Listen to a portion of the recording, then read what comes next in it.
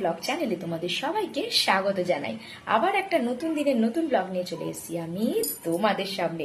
Like share subscribe করতে ভুলছো না তো? সাবস্ক্রাইব বাটনটা ক্লিক করেছো তো? ঠিক আছে, তাহলে চলো আজকে ব্লগটা শুরু করা যাক। দেখো বন্ধুরা, আজকে সকালবেলা উঠেই কিন্তু আমি রান্নাঘরে চলে এসেছি, কারণ ছেলের খুব খিদে পেয়েছে, তাই বসিয়ে দিয়েছি ইপি। ও ইপি খাবে বললো। আর আমাদের আজকে একটা জায়গায় যাওয়ার রয়েছে, তো সেটা তোমরা ব্লগেই দেখতে পাবে আমরা কোথায় যাব। তো চলো ছেলেকে একটু টিফিনটা দিয়ে নিই, তারপরে আমি আমার চা খেয়ে তারপরে ছেলেকে দেওয়া হয়ে গেছে টিফিন। ও যে টিফিন নিয়ে বসে গেছে, খেয়ে নাও তাড়াতাড়ি খেয়ে নাও। আর আমি যাব এখন চা করতে। চা না খেলে আমার সকালটা ঠিক হয়ই না বলতে পারো, তো চাটা করি। চলো চা খেয়ে নিই, তারপর কথা বলছি।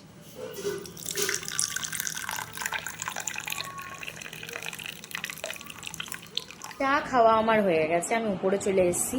ভাবছিলাম পুজোটা দেবো, তারপরে যে নাকি জামা কাপড় বার করতে গেছি, নিমন্ত্রণ বাড়ি যাবো, যেতে যেতে 2-2:30 বাজবে।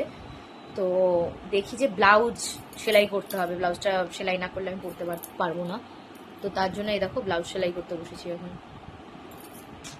সেলাই করে নিই, তারপরে স্নান করে এসে, স্নান আমার কমপ্লিট হয়ে গেছে, আমি যাবো এবারে পুজো দিতে। আসলে মেন কথা তাড়াহুড়ো করছি, কখন তোমাদের দাদা চলে আসবে, এসে বলবে তাড়াতাড়ি রেডি হয় তাড়াতাড়ি রেডি হয়। ওর জন্য আমি ভাবছি যে আমার কাজটা সেরে নিই, সেরে নিলে তাহলে আর কোনো ইয়ে থাকবে না। আমি পুজো দিতে বসবো, এখন পুজো দিয়ে নিই, তারপরে উঠে আবার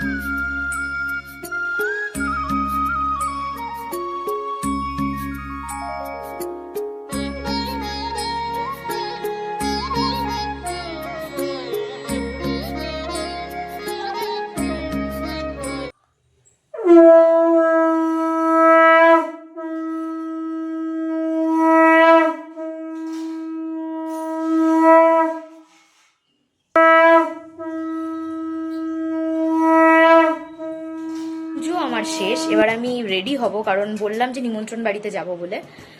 কিন্তু আমার কুচির অবস্থা দেখো। বাবা একটু কুচি ধরে দেন বাবা। এখন কুচি ধরে দিল আমার, দেখো অবস্থা। নিমন্ত্রণ বাড়িটা এসছি, সেই বাড়িতে সব থেকে আকর্ষণীয় যেটা সেটা হলো এইটা। কি সুন্দর দেখো ঠাকুর ঘরটা, কত গোপাল হয়েছে। যাদের বাড়িতে এসেছি তাদের বাড়িতে গৃহপ্রবেশের পুজো চলছে, যজ্ঞ চলছে। তো এখন বাড়ি ফেরার পালা, বাড়িতে ফিরছি।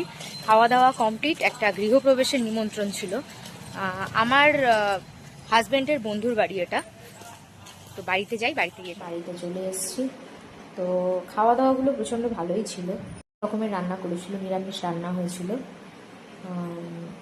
প্রথমে দিয়েছিল হচ্ছে ফ্রাইড রাইস, তারপরে বেগুনি দিয়েছিল, চানা পনির দিয়েছিল, তারপরে ভাত ডাল, একটা চচ্চড়ি, আরও দিয়েছিল হচ্ছে একটা কাঁচকলার বড়ার ঝোল দিয়েছিল আলুর তরকারি দিয়ে, আর দিয়েছিল আমের চাটনি, 2 রকমের মিষ্টি, আইসক্রিম, পাঁপড়।